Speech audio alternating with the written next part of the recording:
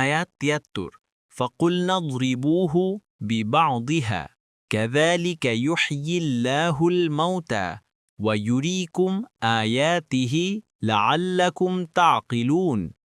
অনুবাদ: অতঃপর আমরা বললাম, এর কোনো অংশ দিয়ে তাকে আঘাত করো। এমনিভাবে আল্লাহ মৃতকে জীবিত করেন এবং তোমাদেরকে দেখিয়ে থাকেন তার নিদর্শন, যাতে তোমরা অনুধাবন করতে পারো। ১ নম্বর নিচের ফুটনোটের বিবরণ।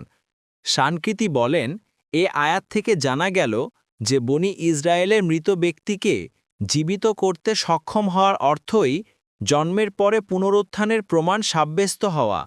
কেননা যিনি একজনকে মৃত্যুর পর জীবিত করতে সক্ষম, তিনি অবশ্যই সমস্ত জীবকে মৃত্যুর পর জীবিত করতে সক্ষম।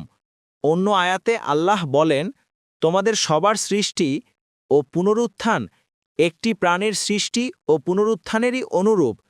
সূরা লোকমান আয়াত ২৮।